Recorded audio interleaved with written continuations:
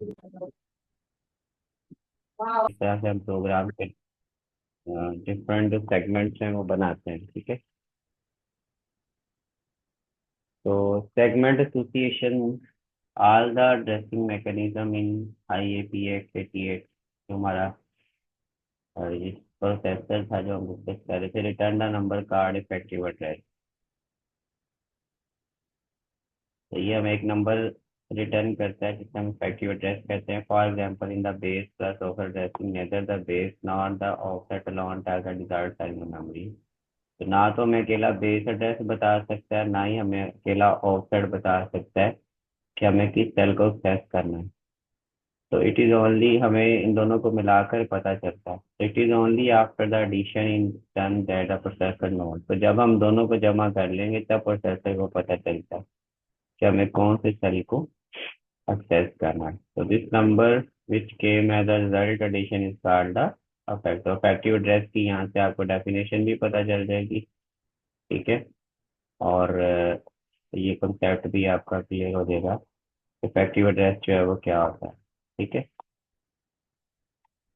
Address जो हमारे पास base address होता है प्लस जो हम ऑफसेट उसमें ऐड करते हैं, ठीक है। इन दोनों को ऐड करने के बाद जो नंबर हमारे पास आता है, जिससे प्रोसेसर को पता चलता है कि उसने किस सेल को एक्सेस करना है, वो हमारे पास इफेक्टिव एड्रेस होता है।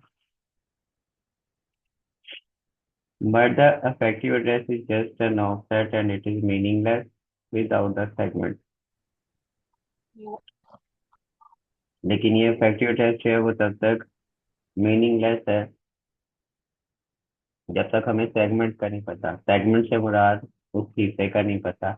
तो only our segment is known we can perform the physical test. तो अब हम इफेक्टिव टेस्ट आ गया हमारे पास, लेकिन हमें फिजिकल टेस्ट तब पता चलेगा जब हमें सेगमेंट का पता होगा। तो फिर ही हम जो है वो फिजिकल एड्रेस जो है वो एक्सेस कर सकते हैं।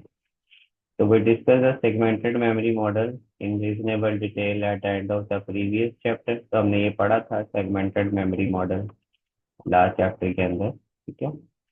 तो however during the discussion dressing mode had not seen the effect of segment। अब उसमें हमने सेगमेंट के इफेक्ट्स नहीं देखे थे। तो सेगमेंटेशन हम यहाँ पे जो है वो डिस्कस करेंगे। और ये किसमें होगी? सेगमेंट रजिस्टर्स के थ्रू होगी। ये आपको याद होगा, ये हमने सेगमेंट रजिस्टर डिस्कस किए थे। DS, data segment, code segment, stack segment and extra segment inside the debugger, ठीक है। Everything is related to the segment base. हर चीज जो है वो सेगमेंट की बेस से रिलेटेड है, even though we have explicitly explained its functionality and offset noun is not complete without a segment. As literally there is a difficult segment associated to every register which access. For example, CS is associated to IP by default. Rather it is tied with it, it cannot access memory in other segment, ठीक है। तो हर वो कह रहा है कि segment का तो तरीकाकार है या उसका जो हिस्सा है वो फिक्स्ड है और वो एसोसिएटेड है हर रजिस्टर के साथ। जैसे कोड सेगमेंट में उसने कहा कि ये एसोसिएटेड है बाय IP से। इसी तरह अगर डाटा की बात करेंगे, there is a bit relaxation, nothing is tied. तो डाटा में ऐसा कुछ नहीं है कि ये इसको किसी चीज के साथ हमने टाई किया हो। Rather there is a default association which can overridden. इसकी एसोसिएशन होती है लेकिन हम बाद में फिर ओवरराइड कर सकते हैं। In case of register indirect memory set, if the register used in one SIDIRPX, ठीक है। ओवरराइड। हाँ जी।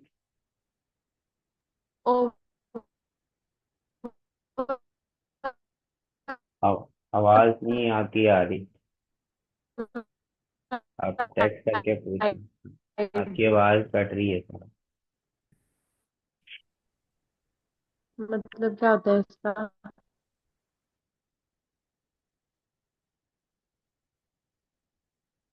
ओवर रिडन मीन उसको चेंज किया जा सकता है, ओवर राइड किया जा सकता है। If however the register uses CP base point default segment uses SS। तो ये थोड़ी सी नेचर बताई जा रही है इसके अंदर के डिफरेंट सेगमेंट्स की क्या क्या नेचर होती है, ठीक है। किसको हम चेंज कर सकते हैं, किसको हम चेंज नहीं कर सकते। यहाँ एक एग्जांपल दिया गया, अगर हमारे पास बी एक्स जो है वो उसके अंदर ये स्टोर है, वैसे ही के अंदर ये स्टोर है,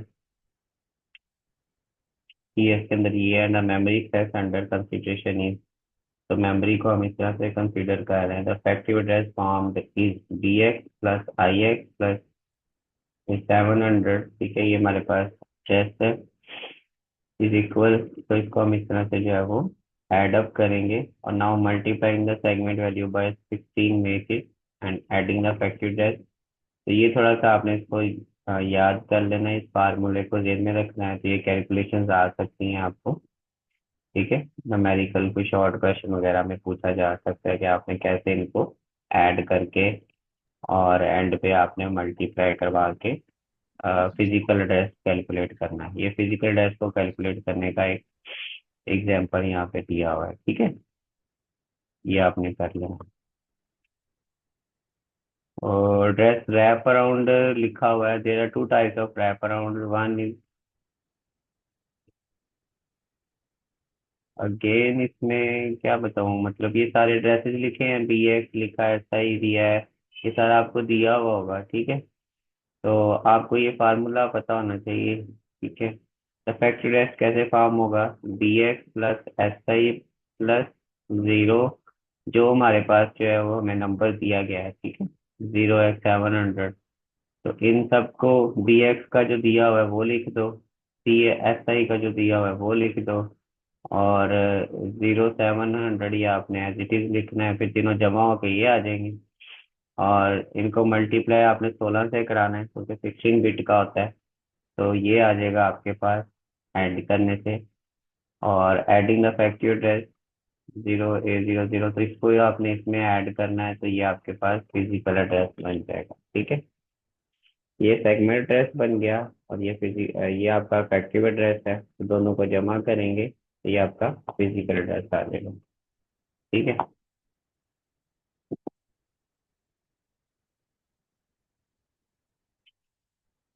उसके बाद there are two types of wrap around, one is within a single segment and the other is inside the whole physical memory, ठीक है। Segment wrap around occurs when during the factory test calculation is carry is generated।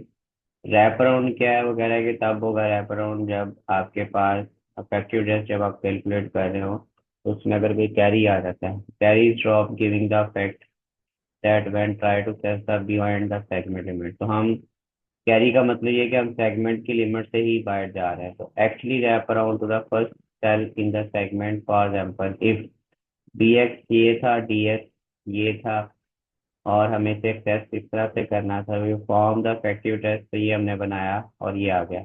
अब इसमें carry generate हो गया जो कि हमें drop करना है, तो एक्चुअल फैक्टिव टेस्ट ये बनेगा हमारा, तो ये वाला हम इसको ड्रॉप कर देंगे, ये जो वन हमारे पास है, ठीक है, ये वाला इसको ड्रॉप कर देंगे, तो क्या होगा, ये हमारे पास just like a circle when we reach the end started again from the beginning. तो ये सर्कल की तरह है कि हम जैसे ही एंड पे पहुंचेंगे हमें दोबारा पे शुरू से करना है।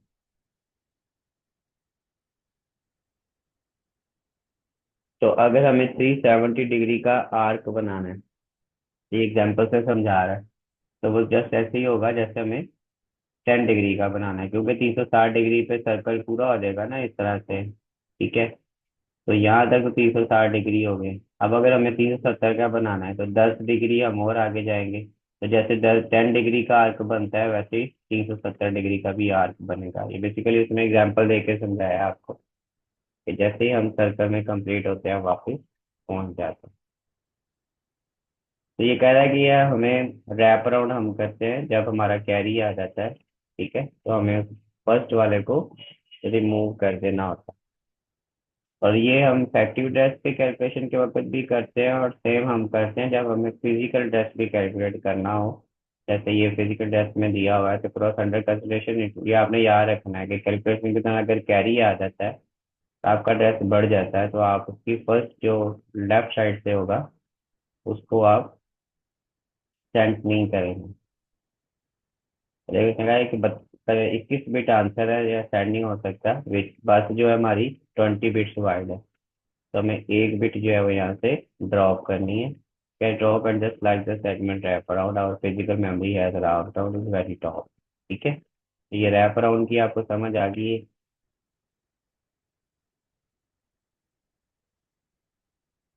इसके बाद है addressing mode summary.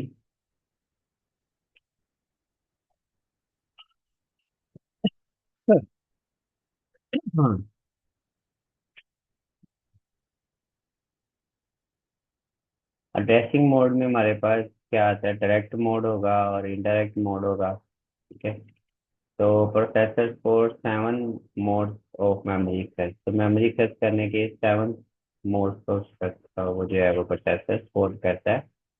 Remember that immediate is not addressing mode but an operand type. Operand can be immediate register और मेमोरी। इमीडिएट का हमने पढ़ा था कि जो फौरन हमारे पास जो है वो के बाद आएगा, ऑपरेंड जो फौरन बाद आता है मेमोरी के, से हम जो है, सॉरी, ओप कोड के जो फौरन बाद आता है वो हमारे पास ऑपरेंड होता है। अच्छा थोड़ा सा वेट करें, मैं आता हूँ।